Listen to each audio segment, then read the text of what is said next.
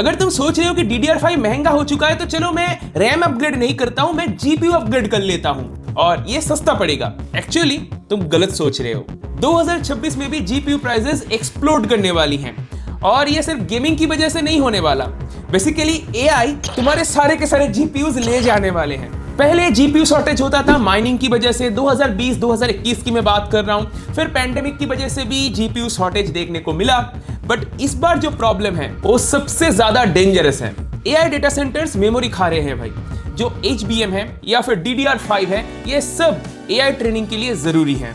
और जब मेमोरी महंगा हो जाता है, जैसे कि हमारे ग्राफिक्स कार्ड में GDDR6X या फिर GDDR7 मेमोरीज यूज होती हैं, तो जब मेमोरी महंगा होगा तो GPUs भी, ग्राफिक्स कार्ड्स भी कभी भी चीप नहीं मिलेगा। और ये सिर्फ रूमर्स नहीं है, GPU प्राइसेस सच में बढ़ रही हैं। 2-3 महीने पहले अगर तुम प्राइसेस को चेक करते और आज अगर प्राइसेस को चेक करोगे तो 10 to 15% ग्राफिक्स कार्ड्स महंगे हो चुके हैं। लीक्स के अकॉर्डिंग AMD जनवरी 2026 से प्राइस हाइक स्टार्ट कर रहा है। Nvidia इसको फरवरी से फॉलो करेगा और ये मल्टीपल राउंड्स पे फॉलो होगा। RTX 5090 लॉन्च हुआ था ऑलमोस्ट $2000 MSRP पे। अब 2026 के एंड तक एक्सपर्ट्स ऐसा कह रहे हैं कि ये $5000 पे भी जा सकता है। इंडिया में इसका मतलब तुम्हें पता है, ये कार्ड लगभग 5 से 8 लाख का मिलने वाला है। हाउएवर ये ऑफिशियली कंफर्म नहीं है, बट 5070 की प्राइसेस अगर तुम देखोगे पिछले 3 महीने की तो ये काफी बढ़ चुकी हैं। और जो लोग सोच रहे हैं कि मिड रेंज सेफ है, मिड रेंज कार्ड सेफ है, तो तुम गलत सोच रहे हो। इंडिया में GPU की price hike always global market से ज्यादा होती है। एक तो GST लगता है, इंपोर्ट ड्यूटी लगता है, साथ ही साथ जो रुपीज है वो भी काफी वीक हो चुकी है। तो इन सब के चक्कर में इंडिया में ग्राफिक्स कार्ड्स और महंगे होने वाले हैं। RX 9070 XT शायद ये 85K से 90K तक भी जा सकता है, इससे ऊपर भी जा सकता है अगर डिमांड बहुत ज्यादा रहे तो। और RTX 5070 की जंप तुम लगभग 10 to 15% एक्सपेक्ट कर सकते हो। और रिटेलर्स क्वाइटली प्राइसेस बढ़ा रहे हैं भाई, बिना किसी अनाउंसमेंट के। अगर किसी के पास पुराना कार्ड है तब भी वो आज महंगे में बेच रहे हैं क्योंकि डिमांड ज्यादा है, जो चीज DDR5 के साथ हो रही है। अब इन सब का मतलब तुम्हें शायद समझ में आ रहा होगा, जो लेट करेगा वो ज्यादा प्राइसेस पे करेगा। तुमने शायद नोटिस किया होगा DDR5 महंगा हो चुका है, HBM की शॉर्टेज चल रही है, अब बारी है ग्राफिक्स कार्ड्स की। कॉमन फैक्टर क्या है यहाँ पर? AI को चाहिए इनसेन बैंडविड्थ जो सिर्फ HBM दे सकता है। इसीलिए कंपनीज अब गेमिंग GPUs नहीं बना रहे हैं, वो बना रहे हैं AI एक्सेलरेटर्स, क्योंकि इनसे उनको ज्यादा प्रॉफिट होगा। अब AI एक्सेलरेटर्स ज्यादा बन रही है तो यहाँ पर चाहिए ज्यादा से ज्यादा HBM। तो कंपनीज जो HBM बना रहे हैं वो DDR5 का भी प्रोडक्शन करते हैं, जैसे कि सैमसंग, माइक्रॉन और भी कई सारे कंपनीज हैं। तो माइक्रॉन ने तो इवन ये भी अनाउंस कर दिया कि अब से वो सिर्फ HBM ही बनाएंगे, वो DDR5 मेमोरीज बनाएंगे ही नहीं। और सैमसंग ने भी जो चीज कहा है वो भी कोई सेटिस्फाइंग बात तो है नहीं।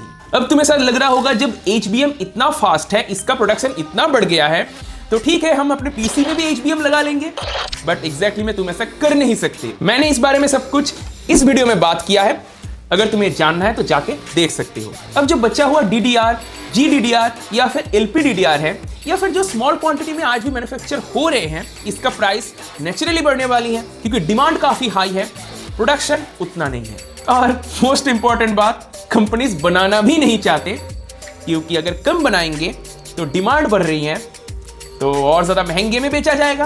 कितना महंगा हो सकता है इस बारे में आइडिया तुम्हें इस वीडियो से लग जाएगा। इसीलिए फ्यूचर में जो ग्राफिक्स कार्ड्स की प्रॉब्लम हो रही है, ये सिर्फ गेमर्स के लिए प्रॉब्लम नहीं रहेगा, हर एक PC यूजर के लिए ये प्रॉब्लमेटिक होने वाली है। ग्राफिक्स कार्ड्स तो महंगे हो ही रहे हैं, DDR5 भी महंगा हो रहा है, तो लैपटॉप्स भी महंगे होने वाले हैं। डेस्कटॉप PCs की तो मैं बात ही नहीं कर रहा क्योंकि वो तो ऑलरेडी महंगा चल रहा है अभी। इवन जो हमारे स्मार्टफोन्स हैं वो भी महंगा हो सकता है क्योंकि उसके अंदर LPDDR मेमोरीज यूज होती हैं। इस बारे में तुम्हें डिटेल में आइडिया इस वीडियो से लग जाएगा। अब मोस्ट इंपॉर्टेंट सवाल, बाय नाउ और वेट। देखो, अगर तुम 1440p गेमिंग के लिए PC बिल्ड कर रहे हो, कंटेंट क्रिएशन के लिए PC बिल्ड कर रहे हो, तुम्हारे रिक्वायरमेंट अभी बहुत ज्यादा है तो ले लो। अगर तुम 5070 लेने वाले हो या फिर 9070 XT लेने वाले हो तो ग्राफिक्स कार्ड्स अभी ले लो क्योंकि बाद में और महंगा मिलने वाला है। अगर तुम ऑलरेडी बिल्ड प्लान कर रहे हो तो 9070 XT या फिर 5070 की जो करंट प्राइसिंग चल रही है, सारे डिटेल्स वीडियो के डिस्क्रिप्शन में है, तुम एक बार करंट प्राइसिंग चेक कर लेना। अगर तुम्हें सिर्फ 4K फ्लेक्स के लिए कार्ड्स लेना है, गेमिंग वगैरह से भी उतना मतलब नहीं है, जस्ट फ्लेक्स करना है, या फिर कंटेंट क्रिएशन में अपग्रेड करने का सोच रहे हो बट अपडेट अभी उतना जरूरी नहीं है, तो रुक जाओ।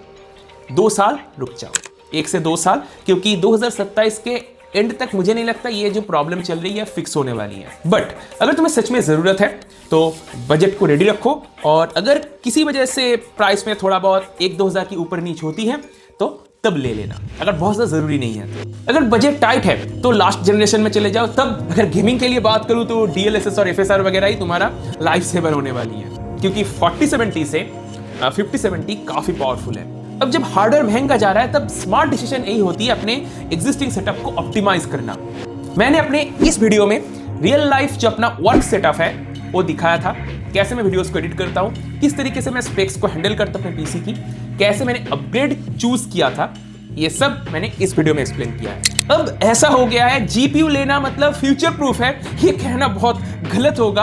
अब ऐसा कह सकते हो जीपीयू लेना मतलब टाइम प्रूफ है। अब जो ये सिनेरियो चल रही है ये DDR5 क्राइसिस का नेक्स्ट चैप्टर है। जो समझेगा वो स्मार्ट बाय करेगा, जो इग्नोर करेगा वो रिग्रेट करेगा। तो हाँ, पैनिक बाय बिल्कुल भी मत करना। अब नेक्स्ट वीडियो में मैं तुम्हें क्लियरली बताऊंगा कि कौन सा ग्राफिक्स कार्ड्स आज की डेट में लेना वर्थ इट है, पुराने जनरेशन की कौन अभी सस्ता चल रहा है, किसको तुम अगर लोगे तो बिल्कुल भी रिग्रेट नहीं करोगे 2026-2027 में। ऐसा एक वीडियो मैंने सीपीयू के ऊपर भी बनाया था, अगर तुमने नहीं देखा तो आई बटन पे जाके देख सकते हो। अगर तुम्हें वीडियो यूजफुल लगा है तो लाइक करो, कमेंट करो, शेयर करो। अगर तुम्हें अपने पीसी में कोई दिक्कत होती है, किसी भी तरीके का टेक्निकल ग्लिच हो तो मुझसे कमेंट करके पूछ सकते हो, या फिर तुम मुझसे व्हाट्सएप पे डायरेक्ट कांटेक्ट भी कर सकते हो। ये सर्विस पेड है, नंबर मैंने स्क्रीन पे दे दिया है। अभी के लिए इतना ही, बाय बाय।